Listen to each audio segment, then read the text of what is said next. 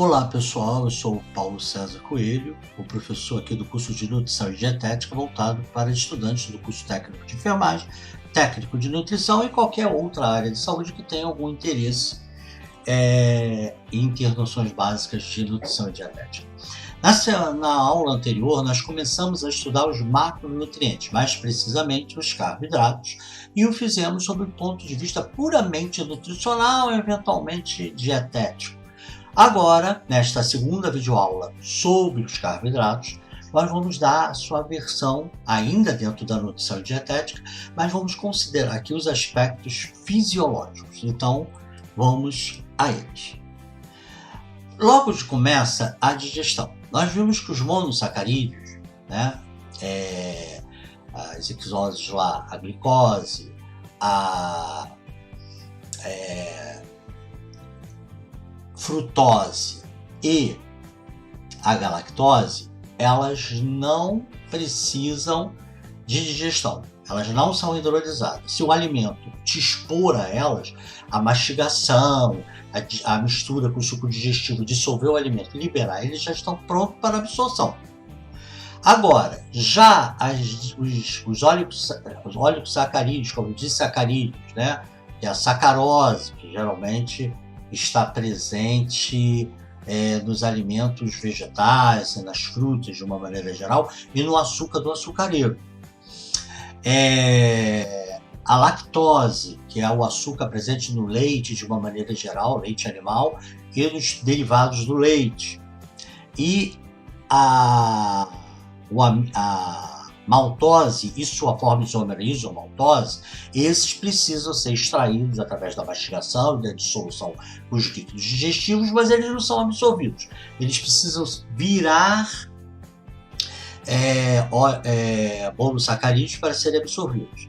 E mais ainda, os polissacarídeos. Esses, então, precisam também da mastigação, se for alimento sólido, não for alimento líquido, precisa da mastigação, da dissolução com os líquidos digestivos, mas precisa ainda de um processo digestivo ainda mais demorado, mais sofisticado, para eles chegarem a disacarídeos e esses finalmente a oligosacarídeos e serem absorvidos. Então, vamos lá, vamos ver como é que isso se dá.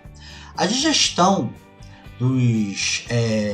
desses açúcares, quando elas se fazem, no caso dos disacarídeos e dos polissacarídeos, que são necessárias para virarem monossacarídeos e serem absorvidos, a digestão pode se dar na boca, no estômago e no intestino delgado, sendo que o mais importante é o intestino delgado, segundo lugar, longe a boca, e terceiro, bem longe, o estômago. Então vamos lá. Na boca, nós temos a digestão dos polissacarídeos. A amilase salivar, também chamada de pitialina, funciona muito bem em pH alcalino, em pH ácido ela para de agir, e ela interage com os açúcares mais complexos, já começando a quebrar na boca. Então a boca tem uma função mastigatória para reduzir os alimentos sólidos em pedaços menores, favorecendo assim a ação das enzimas digestivas, e ela tem a amilase salivar, que faz a digestão. Temos em quantidade muito remota disacaridases salivares, que digerem os disacarídeos em monossacarídeos. Mas a importância disso é muito diminuta quando comparado com as disacaridases intestinais e menor também quando comparado com a amilase salivar, tanto que tem alguns autores que nem eu menciono, tá? Alguns até acham que tem uma função mais de proteção, para acabar com os disacarídeos da parte de fungos, vírus e eventual bactéria, mas isso é meio nebuloso. O mais importante do ponto de vista digestivo mesmo é a amilase salivar. Porém, o alimento fez o bolo alimentar e desceu, o pior ainda, o líquido, que desce direto para o estômago. Lá no estômago vai ter um pH ácido, então a amilase salivar e até as eventuais disacaridases salivares param de agir, porque elas precisam de pH alcalino. Porém, o estômago, as células produtoras de ácido, produz uma amilase gástrica que, diferente da amilase salivar, funciona em ambiente ácido. Ela tem um poder bem reduzido de digerir polissacarídeos, ela continua a digestão de polissacarídeos que começou na boca pela amilase salivar, bem inferior à amilase salivar. Tem alguns autores que nem a citam, mas enquanto o alimento está ali no estômago, ela vai digerindo. Até que ele chega no duodeno, que é a primeira porção do intestino delgado, e lá ele vai encontrar a amilase pancreática, que é uma amilase produzida pelo pâncreas exócrino, e aí se mistura o suco digestivo do pâncreas exócrino, que é um suco rico em bicarbonato, água e outras enzimas, né, digestivas, e aí esse suco vai pelo canal pancreático comum, entra no colédoco, que recebe a bile do fígado, se mistura a bile, e no primeiro centímetro do duodeno, todas as vezes que o esfíncter de Oddi abre, ele é ejetado junto com a bile na luz do intestino. A bile tem uma importância na digestão e absorção dos lipídios e eventualmente do colesterol, não tem a ver diretamente aqui com a digestão e absorção dos carboidratos, mas ela serve de veículo aí para as enzimas digestivas e o próprio suco digestivo pancreático. Porém, como nós já vimos lá nos primeiros momentos das nossas aulas de anatomia, existem alguns pacientes que têm uma variante anatômica em que o canal pancreático comum deságua o material diretamente no duodeno. Então, o duodeno tem um Oddi para material do colédoco, da bile e separado. A princípio, não tem nenhuma vantagem nem desvantagem, apenas uma variante anatômica. Bem, a amilase pancreática, ela atua tal como a amilase salivar, a pitialina, em ambiente alcalino, e o estômago, o intestino ali é muito mais alcalino até do que a cavidade oral, que varia, né, de acordo com a salivação. Quanto mais de salivar nós temos, mais bicarbonato nós temos na saliva, né? Então tem uma variante aí, que às vezes pode estar muito alcalino, às vezes nem tanto. Já o intestino delgado, ele tem na sua mucosa um muco alcalino, na parede do intestino, e mais a secreção alcalina do pâncreas, que neutraliza a secreção ácida que é esvaziada do estômago, né, para o duodeno, né, que é a primeira porção aí do intestino delgado. Então isso aqui seria o intestino grosso, e daqui seria o delgado. Então lá no delgado ele continua digerindo os polissacarídeos que escaparam da amilase salivar, da amilase gástrica, ou que já estavam em processo de digestão, e ele vai quebrando até disacaridases, até disacarídeos, e os disacarídeos, as disacaridases, que não é pancreática, ela está na borda e escova do intestino, as células epiteliais do intestino, para a luz do intestino tem umas microvilosidades, e nessas microvilosidades tem enzimas digestivas, e a principal delas são as disacaridases. Aí nós temos a sacarase, que digere a sacarose, quebrando ela numa molécula de glicose e frutose, que são dois monossacarídeos prontinhos para absorção. E nós temos a lactase, que digere a lactose em glicose também e galactose, também dois monossacarídeos prontinhos para absorção. E nós temos a maltase, que digere a maltose e a isomaltose, sua fórmula isômera, em duas glicoses. Então, a sacarose da glicose e frutose, a lactose é digerida pela lactase da galactose e glicose, e a maltase digere a maltose e a isomaltose em duas glicoses. E aí estão prontas para a absorção. Quando há algumas pessoas que têm deficiências dessas enzimas, que seriam, por exemplo, uma desnutrição severa. Ele tem tão desnutrido severo que a borda escova é alterada. Não só a anatomia da borda escova, a renovação dessas células, quanto essas enzimas. Então eles podem desenvolver diarreia crônica quando usado açúcares nas suas dietas, diversos tipos de açúcar. E a disacaridase mais sensível, que mais se perde, é a lactose. É a primeira a perder, é a mais demorada a recuperar. Então, se for alimentar o desnutrido severo com leite, é melhor fazer o colostro de banco de... mas eu não é um bebê, mas de banco de leite. Leites especiais isentos de lactose, né? Porque a lactase, se a sacarase e a maltase vão ser alteradas, a lactase mais ainda. E aí ela só volta quando se recupera nutricionalmente o intestino. Os orientais, principalmente o povo ali da China, eles aos 40 anos têm uma diminuição fisiológica marcada de lactase. Então não é muito comum pratos contendo leite e derivados na alimentação dos orientais, porque isso é de uma maneira geral, né, daquela região da Ásia ali, mas mais marcadamente na China. Aliás, todas as outras etnias do planeta, a partir dos 40 anos, há um declínio da lactase. Mas há um declínio leve. No dos chineses, por exemplo, são mais marcados, e aí você pode ter uma diarreia, uma má digestão, flatulência, começa a produzir gases, né? Começa a ter aquele meteorismo, aqueles barulhos no intestino, distensão abdominal, e diarreia de uma diarreia ácida, que a única diarreia que tem fezes ácidas é a diarreia que você tenha muito açúcar, porque quando você não digere adequadamente os açúcares, o açúcar tem uma propriedade osmótica, ele vai puxar água para o intestino e vai dificultar a absorção. Então o conteúdo vai ficar mais aguado, o produto final é mais aguado e ácido. Então quando ele sai, em qualquer parte do glúteo ou da região perianal que ele toque, vai estar extremamente ácida e vai queimar.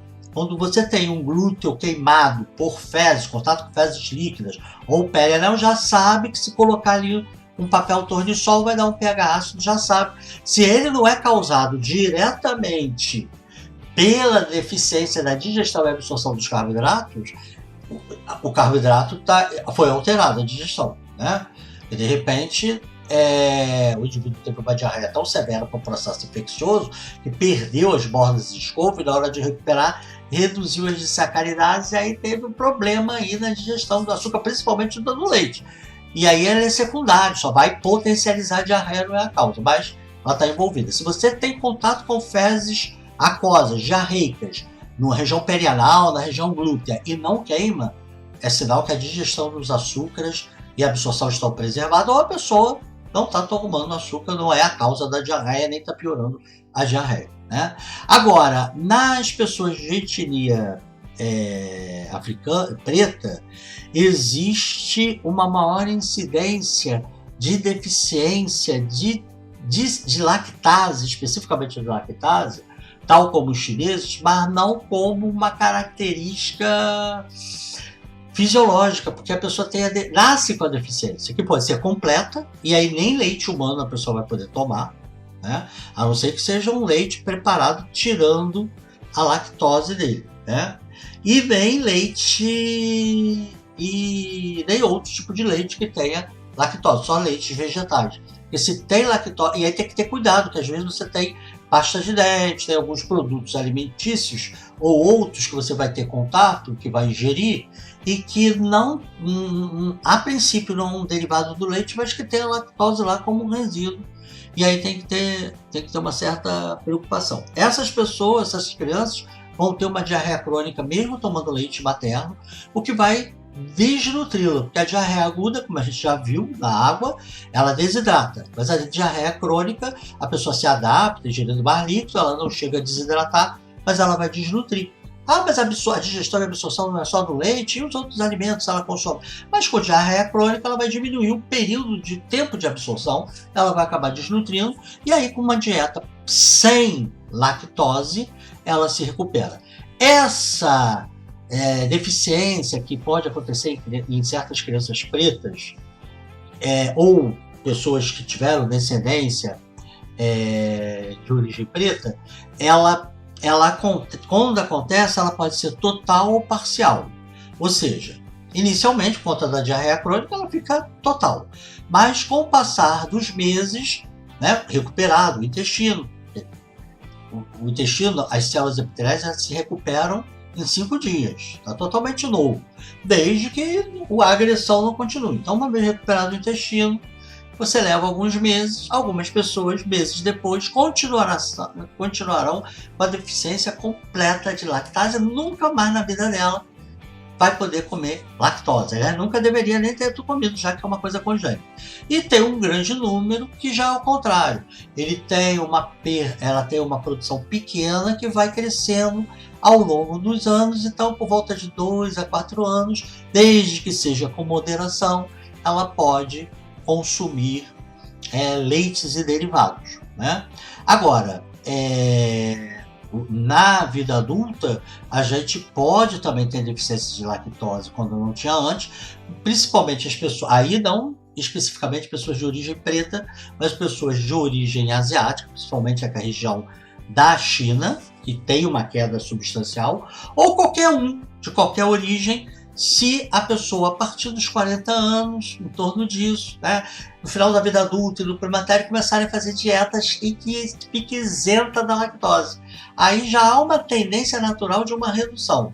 Aí mesmo que ela não seja chinesa, ou mesmo que ela não tenha tido a deficiência lá na vida adulta, no início da sua vida, da deficiência lá na criança, ela pode vir a ter deficiência de lactase adquirida, e aí depois tem dificuldade de recuperar, porque, né, ela já tem uma diminuição fisiológica, não tão marcada quanto o chinês, mas não usa no consumo, então diminui o estímulo da produção dela. Bem, a absorção dos açúcares só é absorvido nos monossacarídeos, então tem que virar monossacarídeo, e ele é absorvido no intestino delgado. O sódio é necessário para a absorção, porque ele utiliza carreadores de sódio, então uma dada proporção de sódio absorve carboidrato, então você pode absorver só sódio e não ter carboidrato nenhum para absorver, mas para você absorver o carboidrato, precisa do sódio, porque se não tiver sódio para absorver, não vai absorver o carboidrato, né? Então tem um carreador para glicose, que é o mesmo da galactose, e um só para frutose. Não são regulados, como é um carreador de sódio, eles não são regulados por insulina, então independente se você seja diabético ou não, você vai ter a absorção, né, deles. E a absorção, ela será mais rápida, quanto mais rápido e em maior grau o alimento digerir os carboidratos, né?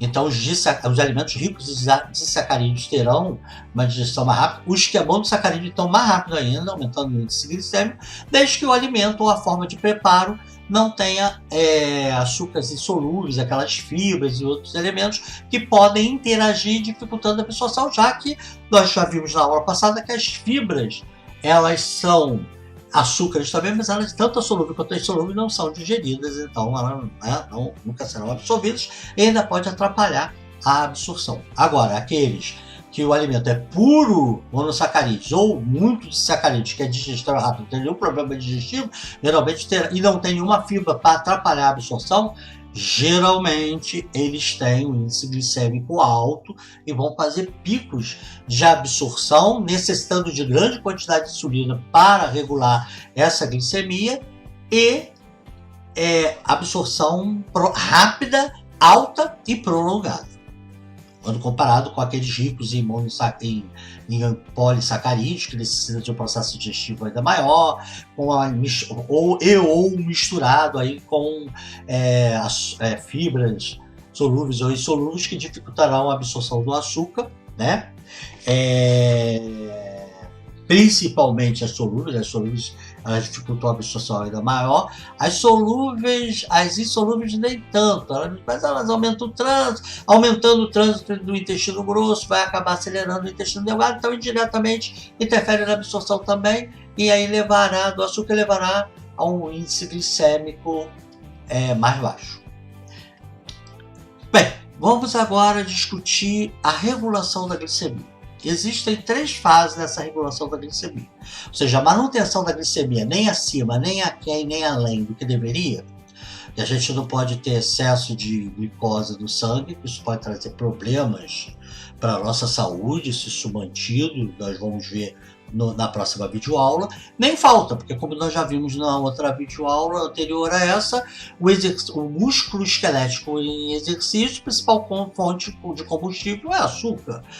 O sistema nervoso central e periférico, mais de 80% das suas necessidades energéticas vem do açúcar, ele não abre mão. Então a gente precisa manter a glicemia dentro de uma faixa de normalidade, não pode ser também mais baixa, ela tem que estar na normalidade.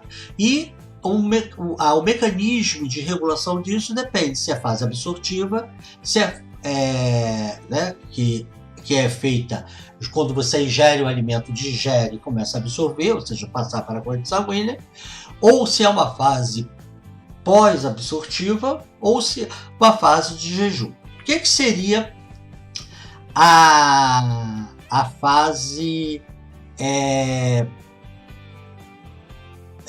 ou fase de caquexia, né? Que normalmente a gente espera que as pessoas não tenham. Geralmente a pessoa tem a fase absortiva. O que é a fase absortiva? Se referindo a grandes refeições, seria em média aquele período em que você ingeriu o alimento e até 2 horas depois, que é o período que compreende a ingestão, a digestão e a absorção dos nutrientes, é a fase absortiva. Então, quem é o grande doador de açúcar para o sangue aí? O intestino delgado, mais precisamente o duodeno. Essa que é a grande, né? E aí, para que o açúcar não vá além do que deveria ir, nós temos uma liberação de insulina. E aí, quanto maior o pico, mais rápido o pico, quanto maior o índice glicêmico, mais insulina teremos. Quanto menor o índice glicêmico, ou seja, mais lento a absorção de açúcar em menor quantidade, menor a insulina, mas nós teremos a insulina para não deixar o açúcar ir além. A insulina já é liberada porque quando a gente passa o alimento no estômago e começa a movimentar o estômago, estimular as secreções do estômago, nós liberamos, além de secreções exócrinas para a digestão dos alimentos, a gente libera para o sangue gastrina, e o próprio intestino também libera encretinas, que vão para a corrente sanguínea e vão fazer, entre outras coisas, a gastrina vai atuar no estômago, estimulando a secreção ácida e enzimática do estômago, do próprio estômago, e também estimular o pâncreas, células produtoras de insulina, a liberarem insulina. Então, você já tem uma certa liberação inicial, você tem 2 pontos. Uma liberação inicial da insulina, que já estava feita ali bem inicial, para que à medida que o açúcar for subindo, aquela insulina já dê conta, e uma maior, que aí depende do nível de glicose, que você vai ter que formar moléculas de pré e pró-insulina, quebrando em pré-insulina, e quebrando a pré-insulina e insulina e liberando. Essa demora um pouco mais, mas ela depende da quantidade de açúcar. Então, quanto mais rápido for a elevação de açúcar, maior vai ter que ser essa segunda fase da liberação de insulina, mas a primeira já é dada pelas incretinas e a gastrina. A incretina também estimula a liberação da gastrina, da insulina junto com a gastrina, e estimula também a saciedade, para que você não fique saciado, só não continue comendo. É um dos elementos que regulam a saciedade, que veremos numa aula à parte disso, quando estudarmos a regulação da ingesta de alimentos. Muito bem, então a glicose vai ali. O que a insulina faz com a glicose? Ela manda a glicose para as células de uma maneira geral. Com exceção das células do sistema nervoso, células epiteliais do intestino, dos testículos, elementos figurados no sangue e das células dos túbulos renais, que podem captar glicose sem nenhuma insulina. Aliás, quando não tem insulina, até sobra mais glicose para ela. Todas as outras células dependem de insulina para ter a glicose. Por quê? A insulina ativa, ela se liga a receptores de superfície, que ela é um hormônio péptico, então ela não passa pela membrana citoplasmática de nenhuma célula, ela se liga a receptores próprios de superfície e ativa carreadores destas células de açúcar. Então, quanto maior o número de receptores de insulina ocupado, mais elas captarão. Sem insulina, essas células captam açúcar? Captam, mas de uma maneira tão lenta, tão devagar, tão diminuta, que sobra açúcar no sangue para produzir um monte de coisas erradas e falta dentro da célula para produzir suas estruturas e produzir suas energias. Então a insulina ela providencia que haja difusão facilitada da açúcar, a não ser o sistema nervoso, tecido epitelial do testículo, tecido epitelial do intestino delgado, tecido epitelial dos túbulos renais, elementos figurados, que eles captam boa quantidade de açúcar sem necessitar de insulina alguma. O hepatócito, que é a célula do fígado, e as fibras musculares esqueléticas também têm uma relação que nem é esses primeiros 5 elementos que não precisam de insulina, nem pode se encaixar naqueles totalmente dependentes de insulina. Como assim? Bem, não existe nenhum carreador no hepatócito que só carrega a glicose por conta da insulina, porque a insulina vai lá, sinaliza que esses GLUTs, né, qual é o nome dos carreadores da glicose, que é GLUT1, GLUT2, dependendo de onde seja, vão lá e pega a insulina e coloca para dentro. Não tem isso no hepatócito. A insulina entra livremente, como no sistema nervoso, etc, etc. Mas a gente observa que quando tem insulina ligada a receptores hepáticos, existem receptores hepáticos para a insulina. Ela não induz a difusão facilitada, mas existe. A insulina se liga. E quando tem maior número de receptores ocupados, mais insulina, mais glicose entra. Se ela não faz igual as outras células que se ligam aos receptores e aí os glúteos vão lá e captam o açúcar do sangue e colocam dentro da célula. Não tem esse glúteo ali no fígado. Ele não depende da insulina para fazer isso. Porque quando tem insulina ali nos receptores do hepatócito, entra mais açúcar. Aí é simples. É porque a insulina no hepatócito, ela manda fazer um segundo mensageiro, né? E esse segundo mensageiro, ou seja, uma substância química sob o comando da insulina, só que a insulina está do lado de fora da superfície da membrana celular e está abaixo da membrana celular, do lado de dentro do hepatócito. Ela induz a enzimas, ativa enzimas que transformam glicose em glicogênio, transformam monossacarídeo de glicose em glicogênio. E o glicogênio é uma forma de armazenar glicose. Você tem milhares e milhares de glicose ali, é uma forma de armazenar, por quê? Porque quando você tem milhares e milhares de glicose ali, você tem uma força osmótica menor do que se você tivesse aquelas glicoses todas quebradas. Você lembra da osmose? Que quanto maior o número de partículas, mais chupa água para aquele local. Então você consegue armazenar uma grande quantidade de moléculas de glicose sem alterar o equilíbrio hídrico entre o interior da célula e o lado de fora. Porque um glicogênio, mesmo que tenha milhares de glicose só, forma um glicogênio só. Ele tem uma força osmótica menor do que aquelas milhares de glicoses soltas. Então, à medida que vai entrando glicose, e vai se transformando em glicogênio, porque a insulina induz a formação desse glicogênio por uma reação chamada glicogênese. Né? A glicogênese é a formação de glicogênio a partir de carbonos de glicose. Você não só não altera o gradiente osmótico entre o interior do hepatócito e o exterior, como também a difusão, se vocês lembrarem lá do início, que estudaram na fisiologia, a difusão simples entra cada vez mais do local mais concentrado para o menos concentrado, até que vai equilibrando a concentração e o fluxo vai ser o mesmo.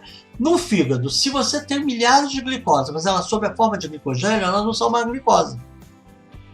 Então, por menos glicose que tenha no sangue, enquanto tiver insulina na membrana do hepatócito, as enzimas vão ser ativadas para transformar toda a glicose que entra em glicogênio. Então, vai ter sempre, por mais glicose que entre do plasma sanguíneo para o hepatócito, vai ser como se o hepatócito nunca tivesse, é como se você tivesse feito uma mágica e desaparecido. E a mágica é a glicogênese, feita pelas enzimas induzidas pela insulina, que transformam glicogênio a partir de carboidrato, e aí desaparece a glicose ali. Por isso que quando a gente não tem insulina, ou se tem insulina, mas a insulina não consegue atuar adequadamente nos receptores do fígado, por mais que a gente tenha glicose dentro do sangue, ele vai entrar para o hepatócito livremente, mas não vai se transformar em glicogênio, e aí vai começar a acumular, daqui a pouco vai estar perdendo você, né? Não vai guardar nada, né?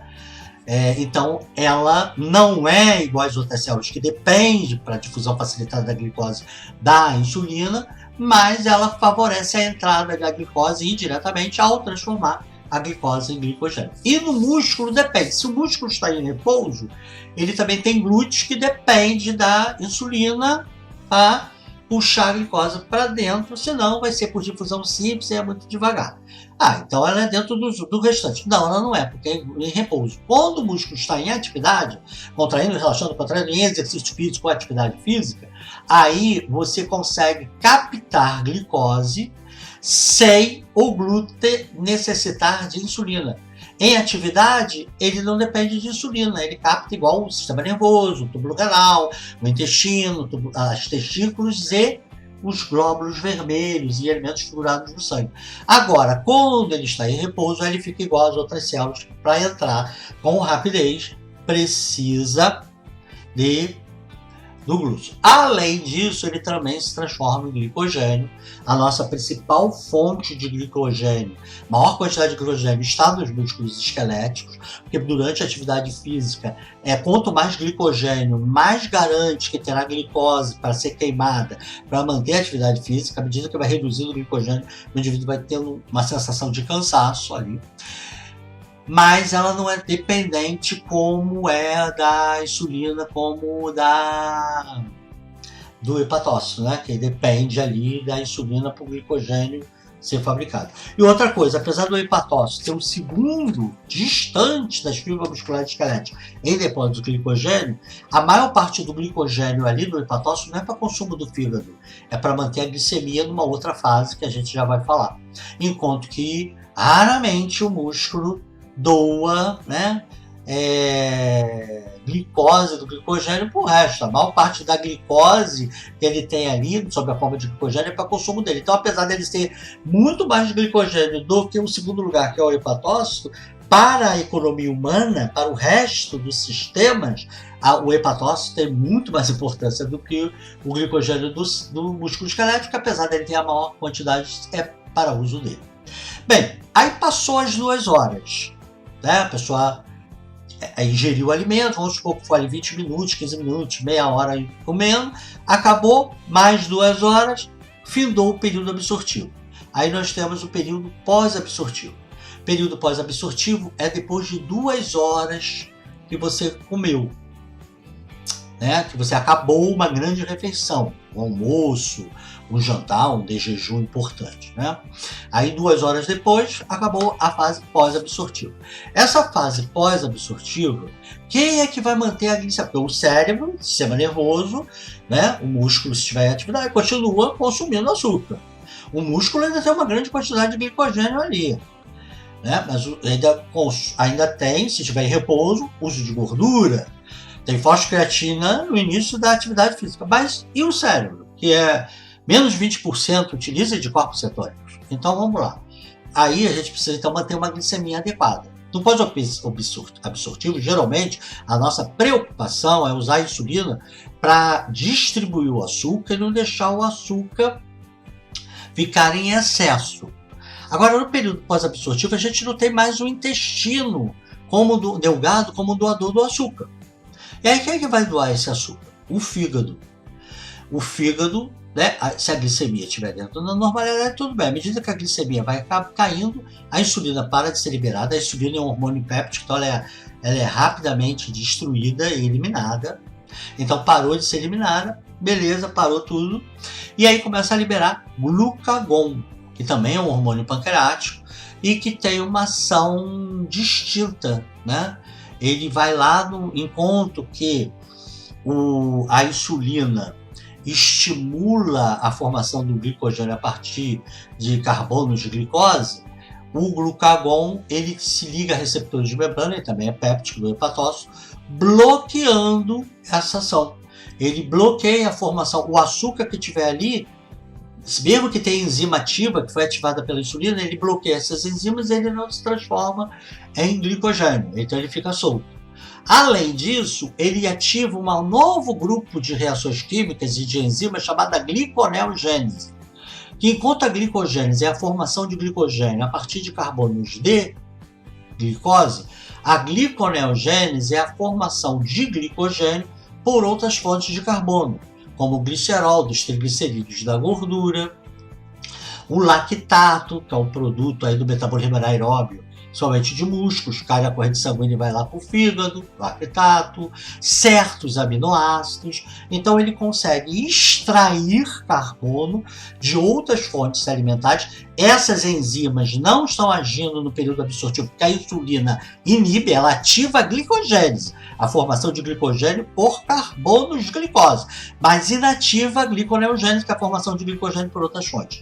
E aí o glucagon ele faz o contrário, ele bloqueia a glicogênese, não deixa a glicose que está ali dando bobeira, ou que ainda está entrando no fígado, se transformar em glicogênio, então vai cair a velocidade de glicose que entra para o fígado, que à medida que vai entrando ela vai se transformando em glicogênio e vai aumentando, então vai caindo a velocidade, mesmo que no hepatócito o citosol tenha menos glicose do que o lado de fora, vai cair. E ele ainda transforma glicogênio por outras fontes. E mais, ativa a glicogenólise. O que é a glicogenólise? A quebra do glicogênio. A insulina não deixa nem ter gliconeogênese, ou seja, formação de glicogênio por outras fontes que não a glicose, e nem impede que quebre-se o glicogênio. Ela só deixa a glicogênese, a formação do glicose e glicogênio. Então ela é poupadora, vai juntando glicogênio. Já o glucagon, ele impede essa ação da insulina, de fazer glicogênio a partir de glicose, então qualquer glicose que esteja ali vai ficar ali, ou vai sair do fígado se o nível sanguíneo cair. E ainda estimula a formação de glicogênio por outras fontes e quebra. Quando quebra, não importa se o glicogênio foi formado sob a ação da insulina com glicose ou se foi formado por glicerol da gordura, por certos aminoácidos, ácido lático, sob a ação do glicogênio, ou glicogênio, sob a ação do glucagon, perdão, ou glucônio, que é um termo menos usual, a gente usa mais glucagon, não importa se é glicogênio, não importa de onde veio, quando tem a glicogenólise, que o glucagon também estimula, ele quebra, e aí fica o fígado cheio de glicose solta, e aí à medida que o nível sanguíneo vai caindo, ele vai liberando uma ou outra glicose, utiliza para sua fonte energética, mas a grande maioria vai para o sangue, distribuindo aí para o resto do organismo, né? Principalmente o sistema nervoso, já que o músculo, se ele estiver em repouso, não vai precisar do açúcar, tem gordura. A gente pode começar a mudar o padrão das outras células para que elas utilizem gordura no lugar do açúcar. Pouco a pouco vai mudando esse padrão. E a gente também mas para o sistema nervoso, que mais de 80% ele não quer saber se está comendo, se está comendo, se está após absortivo, ele quer o açúcar para produzir energia, ele vai ter por essa ação aí do glucagon e a redução da insulina. Um outro órgão que colabora são os rins. O suprarrenal está aqui só de gaiata no momento, porque os rins, eles filtram o açúcar, mas praticamente 100% do açúcar, quando a nossa glicemia está normal, 100% do açúcar é reabsorvido e jogado para o tecido, para o sangue ou para ele. Quando é jogado para ele utiliza, o tecido dele, utiliza como fonte energética e uma parcela ele guarda como forma de glucagon. Não é a mesma quantidade do rim, do músculo, nem do fígado, mas tem lá a sua quantidade. E aí o que ele faz? Todas as vezes que a glicemia cai, enquanto o fígado conseguir ajudar, né, ele guarda o glucagon para ele. Mas numa outra fase, ele até pode abrir mão desse glicogênio, guarda o glicogênio para ele. O glucagon é fabricado no pâncreas, não tem nada a ver com o rim. Então, quando ele está o nível sanguíneo de glicose legal, o que ele contribui com a glicemia é que uma parcela do açúcar que ele filtra, aliás, quase 100%, ou praticamente 100% do açúcar que ele filtra, se o nível sanguíneo de açúcar estiver normal, uma parte ele joga para a corrente sanguínea, então ele continua devolvendo, então é uma participação, isso tanto no período absortivo como pós-absortivo, e uma parte fica para ele, para produzir energia e outra para estocar. E aí esse estoque aqui no período pós-absortivo geralmente fica como estoque mesmo, mas no período além desse pós-absortivo pode ser até utilizado para a manutenção da glicemia, como nós vamos ver. Bem, e qual seria esse período após o pós-absortivo? Seria o período de jejum. que é em média em adultos, crianças maiores, adolescentes e idosos, o período de que você só toma líquidos, mas não consome nenhum alimento que tenha carboidratos, ou seja, só toma água, ou sais minerais e vitaminas, mas não come proteínas, não ingere proteínas, não ingere lipídios, não ingere açúcares, por mais de 2. Mas isso não é o período pós-absortivo? Sim, é o período pós-absortivo, quando 2 horas depois da última refeição até 12. Em média, nós estamos no jejum quando temos 12 horas sem se alimentar. Ou sem se alimentar com nada, só tomando líquido, água, né? Sem carboidratos, sem proteínas e sem gorduras. É jejum. Ele varia de 8 até 14. Menos de 8 não é jejum, ainda é período pós-absortivo. Mais de 14 já entra no período de caquexia. Então ele varia de 8 a 14 horas, sendo que em média 12 horas, né? Quando você quer fazer um padrão, porque de 8 a 14 é uma variação de acordo com o tipo de alimentação que a pessoa fez, se é maior índice glicêmico ou não. Maior índice glicêmico, então seria 10, 12 horas, às vezes até 14, 10, 12 horas. Com menor índice glicêmico, já a partir de 8 a 10 você já tem o jejum, então fica nessa. Então 12 é o número adequado. E mais de 12, independente do índice glicêmico e do alimento, todos já são considerados jejum. E a partir de 14, aí você já começa a deixar de ser jejum e entra aí no período de caquexia. Não que você esteja caquético, você vai ficar 20 horas sem comer, mas você já entra no período metabólico que, se nada for feito, o indivíduo vai evoluir para caquexia. Não é só uma questão de horário em relação ao alimento. Vocês viram que existe um padrão de órgão que é o responsável pela manutenção da glicemia e hormonal, no período absortivo, que é quando você está comendo uma grande refeição até 2 horas depois que você acabou, no período que é diferente esse é o absortivo, que é diferente do pós-absortivo, que você já parou de 2 horas, e até 8, 10 ou 12, dependendo do tipo de alimento. Aqui também no jejum muda. E o que muda? Aí, além da insulina estar brecada, você ter o glucagon, você começa a ter hormônios, por exemplo, da córtex da suprarrenal sendo liberado, o glicocorticoide, né?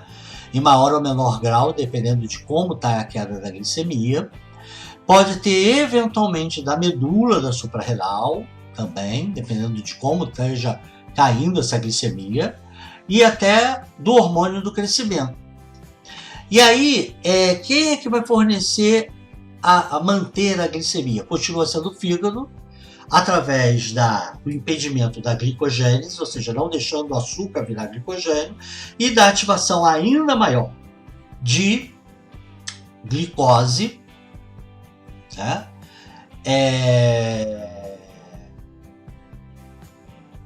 Pela gliconeogênese, formando por outras fontes de carbono, e pela glicogenólise, quebrando tudo que é glicogênio.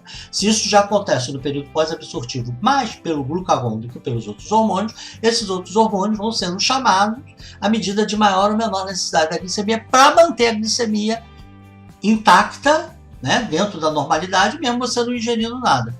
E aí você tem aqui uma participação do fígado. As pessoas com insuficiência hepática, elas já terão problemas no período pós-absortivo, vão começar a ter hipoglicemia e mais ainda em jejum. Elas vão ter que estar sempre no período absortivo e nunca no período de jejum. E aí nós temos o rim, que além de continuar, se está filtrando açúcar, devolver parte do açúcar para o sangue, aí começa a mobilizar o glicogênio do rim, que foi feito inicialmente para ele. Fala, olha, rim, vamos pegar aqui uma parte. Não é uma grande participação, está bem aquém do fígado, mas já demonstra uma participação dele no processo aí de manutenção da glicemia. Enquanto que do músculo esquelético continua guardando glicogênio para ele, pouco é perdido. O máximo que o músculo esquelético pode dar é ácido lático quando está no metabolismo sem muito oxigênio ou sem oxigênio nenhum, mas mesmo assim isso vai se transformar em glicogênio, quebrar, transformar em açúcar, esse açúcar volta para o músculo, chamando ciclo de Cori. Então, até quando o músculo dá material para gliconeogênese no período de jejum, ou mesmo pós-absortivo, ele está pensando no glicogênio para ele. Bem, aí, mais de 14 horas de jejum, a gente já entra num processo que, se não for feito nada, se não for interrompido, a gente vai entrar em caquexia. Que processo é esse? É um processo em que o glucagon está em mais alta ainda, que o glicocorticoide, que do jejum pode já estar presente, ele estará presente em grande quantidade. As catecolaminas é que podem ter uma secreção variada, que é da medula suprarrenal, que é a noradrenalina e a adrenalina, a norepinefrina e epinefrina, como vocês queiram. Né? E o GH, que já é liberado no período de jejum, imagina aqui no período de caquexia. E aí o que eles vão fazer? Nesse período há uma grande perda de gordura para se transformar em glicogênio. E o glicogênio nem pensava no de glicose, toda a glicose ali, né? Então, uma grande perda de massa, uma perda da massa de gordura, o peso de gordura, por isso que entra em caquexia, porque se você deixar, vai perdendo gordura. Muito bem. A última gordura que a gente perde é a bola gordurosa de Bichat, que é essa aqui das bochechas, que favorece a nossa mastigação, o bebê de sugar, ela é a última. Aí que algumas pessoas fazem para ter covinhas, que faz a bichectomia, faz a retirada, ela é a última a desaparecer. A gordura abdominal ela vai se perdendo mais do que a subcutânea, mas vai chegar um momento que até a subcutânea vai se perdendo, o indivíduo vai ficar... E aí, o próximo passo é usar os aminoácidos do músculo para virar glicogênio. Que aminoácido, ele vira glicogênio numa fase pós-absortiva bem inicial. Quando a glicose começa a cair, o intestino não está dando mais nada, e aí começa a ter o glucagon exigindo praticamente nada de glicocorticoide dos outros, aí você pode começar a tirar ali do músculo alguns aminoácidos, ou aminoácidos da própria corrente sanguínea, mas logo em seguida entra a gordura. Muito bem. Aqui no período de caquexia, a gente vai ter uma utilização maciça da gordura, né? Porque quando entra a gordura se transformando em gliconeogênese, por conta da lipólise, do tecido adiposo, os aminoácidos eles param. E aí, por quê? Aminoácidos, como a gente for estudar a proteína, tem outras funções muito mais importantes de produzir energia, fora que gasta muita energia transformando aminoácidos em energia. E outra coisa, nesse período pós-absortivo e mais marcado ainda no jejum, os lipídios não são só utilizados para se transformar em glicogênio. Inicialmente, no pós-absortivo, eles são só para formar glicogênio e você dá um outro lipídio para, né, o triglicerídeo quebrado, o glicerol, para virar glicogênio, e o ácido graxo para fornecer energia. Assim, em tecidos que também usam energia a partir dos lipídios, podem abrir mão do açúcar e aí não usar tanto açúcar assim, sobrando lá para o cabeção. Agora, numa fase de jejum, a lipólise já aumenta tanto, que você começa a produzir corpos cetônicos também a partir dos lipídios. Então, o lipídio, no período absortivo, fica na dele, não produz energia. No período pós-absortivo, ele fornece ácido graxo para tecidos que também consomem ácido graxo como fonte energética, para não ficar pegando açúcar, e transforma-se em glicogênio pelo glicerol. Já no período de jejum, em que a lipólise tende a aumentar, ele continua fazendo isso de maneira mais intensa, a lipólise aumenta mais ainda, e ele começa a produzir corpos cetônicos, que também são fontes energéticas e que a gente vai detalhar quando estudarmos lipídios, né? Na caquexia, como a lipólise é maior ainda, porque os hormônios que a gente chama de contrarreguladores da insulina, que são contrários à insulina, que é o GH, o glicocorticoide, as catecolaminas e o glucagon, têm efeitos contrários à insulina, vão tentar manter a glicemia fazendo uma lipólise intensa. Então, se no jejum a lipólise já é intensa, imagina no período pós-jejum, que é o período que vai evoluir para a fase de caquexia. Beleza? A gente chama esses hormônios de contrários à insulina porque o glucagon, as catecolaminas, o glicorticoide, todos os efeitos metabólicos deles são contrários à insulina. Todos. Até a insulina, quando é secretada, bloqueia o glucagon, quando é secretado, estimula a liberação de insulina, porque como ele vai aumentar muito o aumento da glicemia, para que ele não vá além e ter um pouquinho de insulina para dar uma segurada. Agora, o GH é que é em cima do muro. O GH, o hormônio do crescimento, ele promove aumento da glicemia numa fase inicial. Porém, o GH atua no fígado liberando o fator insulino-like, que aí vai neutralizar esse aumento da glicemia pelo GH. Então, o GH é importante quando a glicemia desaba rapidamente, como nós vamos ver na próxima aula, para aumentá-la, porque o resultado final do GH é ter fator insulina-like que bloqueia o próprio efeito hiperglicêmico da molécula de GH, fazendo com que caia. Então, fora que em peptídeos, por exemplo, ele tem um efeito anabólico, ele não é catabólico, enquanto que a insulina é catabólica. Então, esse GH é só uma fase inicial. Agora, o glicorticoide, catecolaminas e o próprio glucagon, eles são verdadeiros contrarreguladores da insulina mesmo, né? Eles vão lá fazer uma lipólise. E vai chegar um momento que a gordura vai acabar. Não tem mais gordura.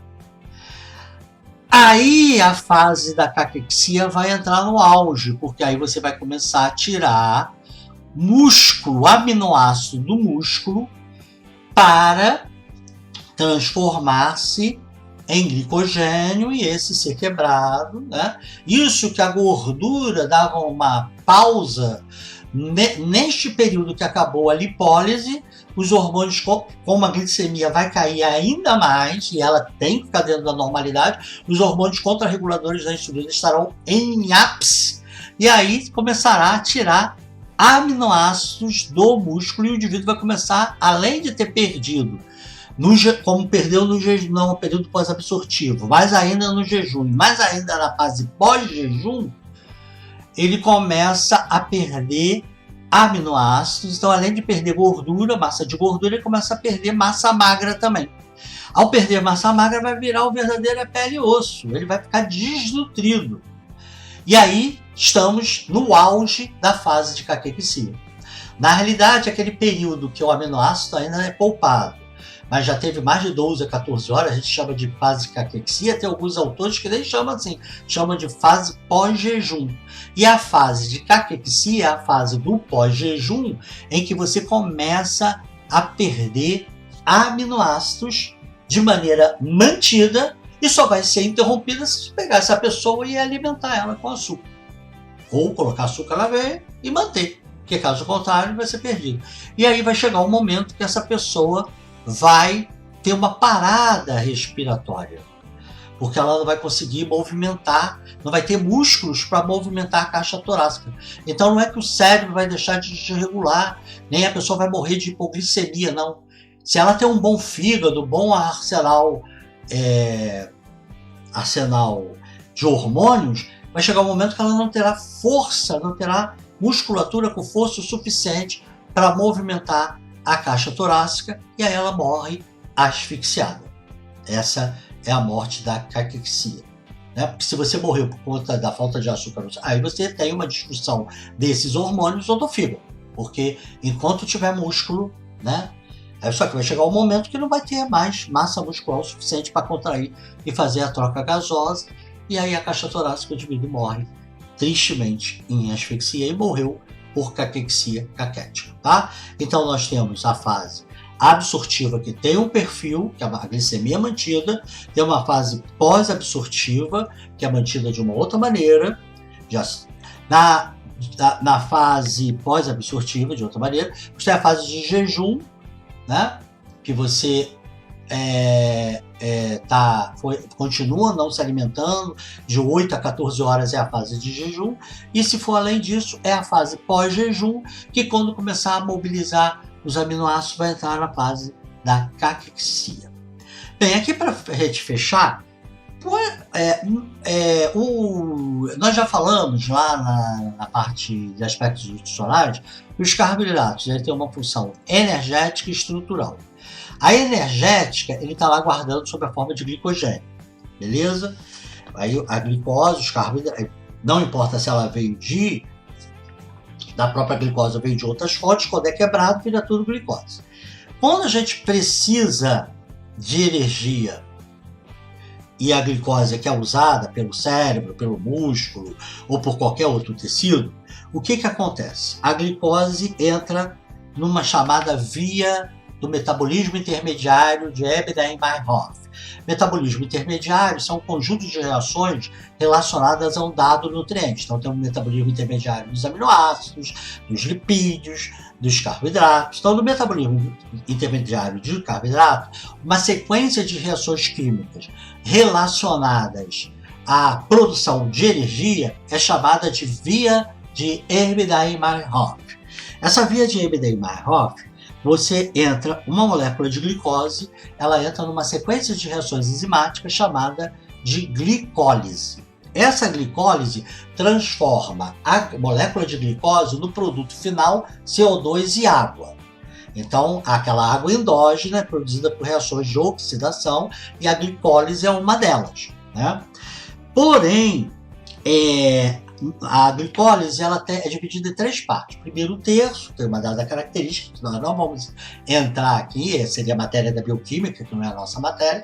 O segundo terço e o terceiro terço. O terceiro terço, ela é dobrada, é como se fosse espelho, ela é dobrada. Então, gasta-se energia para produzir, gasta-se ATP, energia sob a forma de ATP, para que essas reações químicas aconteçam. Né? Então, ela vai produzir energia, mas ela gasta também. E cada uma dessas, como metabólito intermediário, não final, porque o final é CO2 e água, a gente tem a perda de ácido pirúvico, também chamado de piruvato. Né? O piruvato, quando você faz o metabolismo na presença de moléculas de oxigênio, já que é homoxidação, aí o piruvato ele vira lactato, e aí quando tem oxigênio, ele é reconvertido por oxidação a piruvato novamente. E quando não tem oxigênio, o piruvato lá no final da glicólise se transforma em lactato, em ácido lático, e esse fica ali. Não tem oxigênio para reconverter.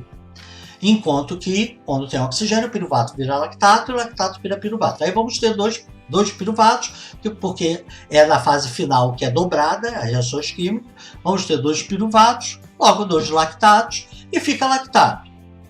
Se tiver oxigênio, o lactato é reconvertido, o oxigênio reconverte o lactato em piruvato, e ele sai dali como um lixo, entre aspas, um metabólito intermediário. A reação continua, porque vai ter, e não importa se tem oxigênio ou não, a reação no final vai dar CO2 e água, vai continuar, mas o piruvato só será reconvertido e sairá sob a forma de piruvato e não lactato se tiver oxigênio. Bem, essa glicólise, ela produz 4 ATPs, e a produção é no final. Então, como ela é dobrada, né, ela produziu 4, porque ela produz num segmento 2, no outro segmento mais 2. E aí dá o total de 4. Mas, de resultado final, a gente só tem 2. Por quê? Se são dobrados e cada um desse dobrado produz 2 ATPs, não seria 4? É porque a gente consome, nas fases iniciais, 2 ATPs. Então, 2 que consumiu, menos os 4 que produziram, a gente efetivamente de lucro teremos 2 ATPs. Então a glicólise, não importa se com oxigênio ou sem oxigênio, se o piruvato dá ácido lático e não tem oxigênio, ele fica de ácido lático. Ou se ele tem oxigênio e vira piruvato, vai dar 4 ATPs, que é 2 de cada segmento replicado, porém como gasta 2, vão sobrar 2. Beleza.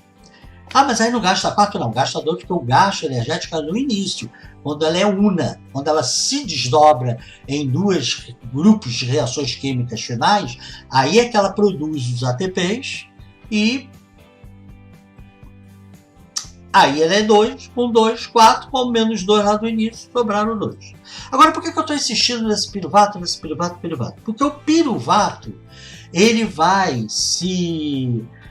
sai da reação, quando teve oxigênio, e aí ele vai se ligar a ácido cítrico, produzindo acetilcoenzima A.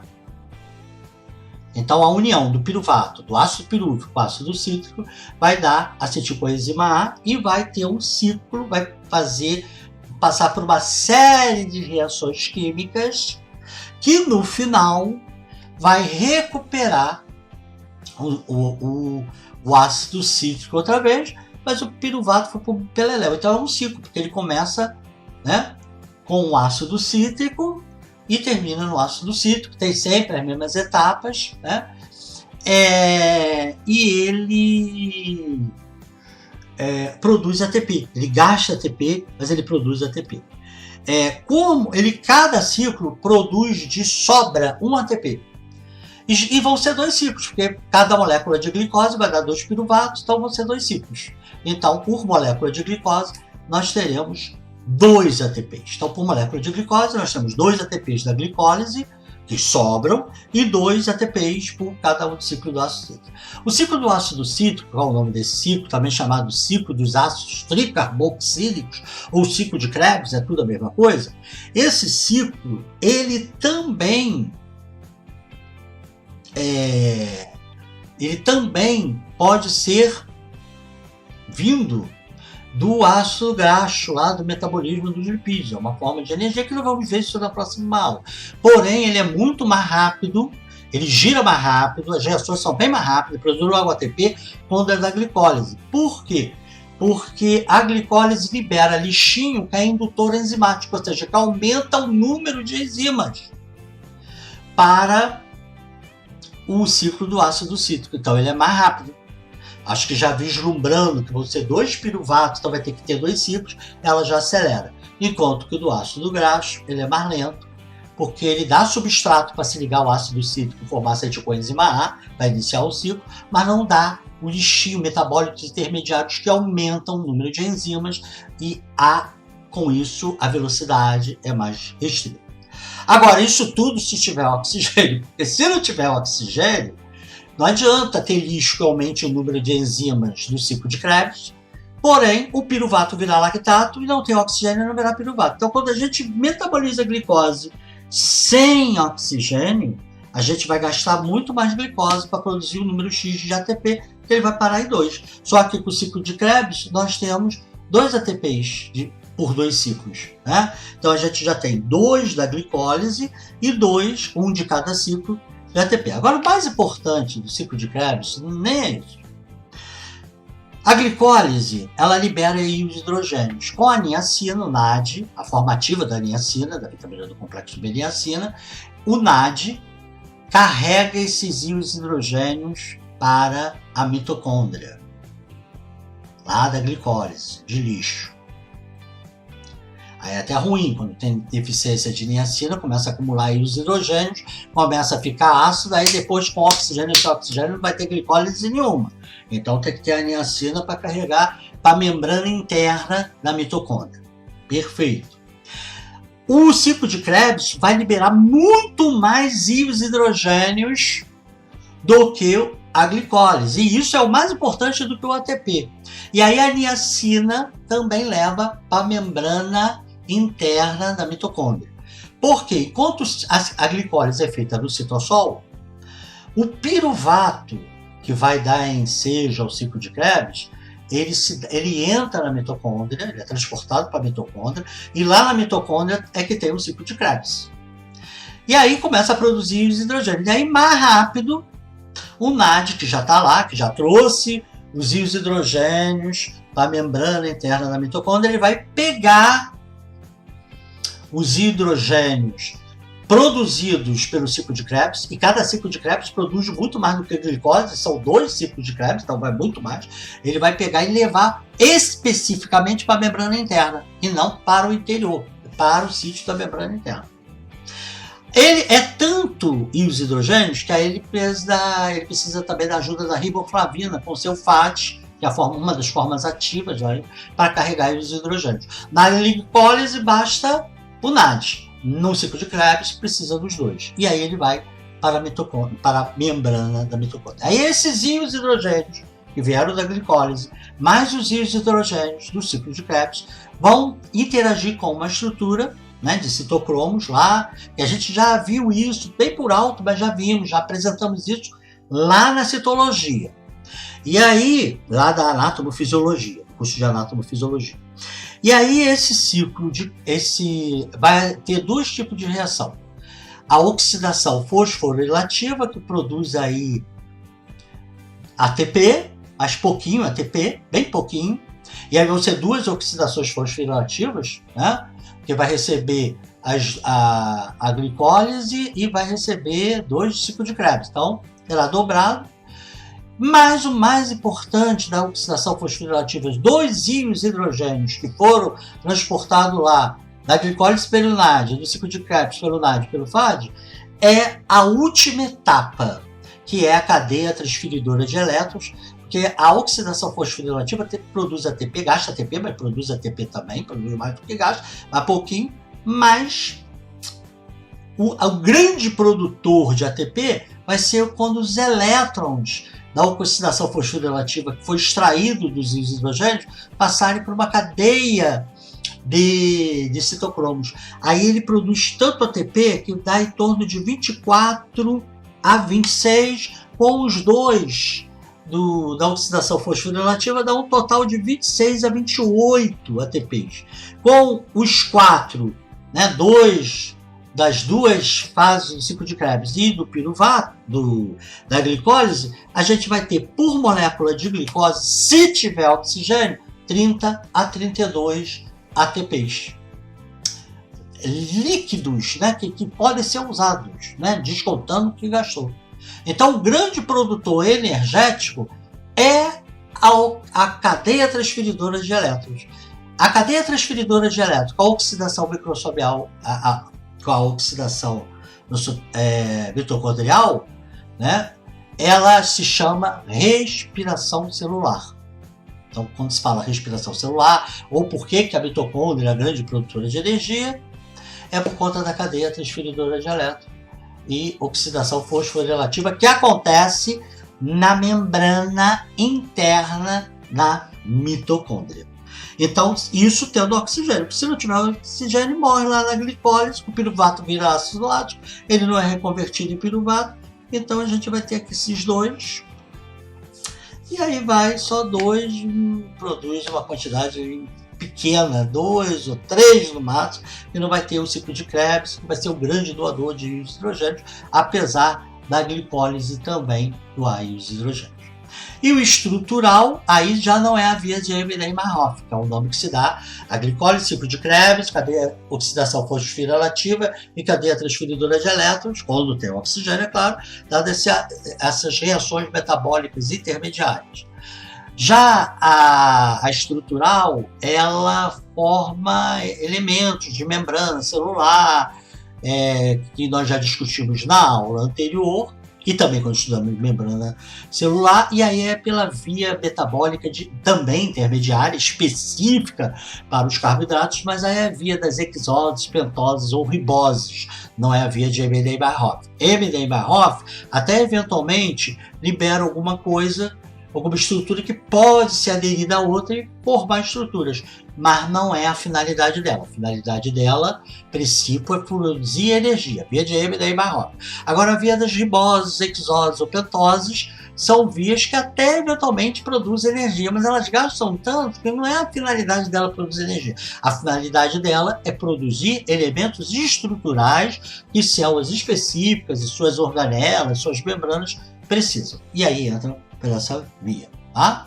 Bem, não acabamos aqui os carboidratos, né? Nós continuamos com os carboidratos, porém, na próxima aula, que é a próxima aula é a 38, nós vamos fechar os carboidratos falando dos aspectos fisiopatológicos do metabolismo desses nutrientes carboidratos. Notadamente, nós vamos ver a resistência insulínica, os diversos tipos de diabetes mellitus e falar sob hipoglicemia. Então, até lá, aguardo vocês.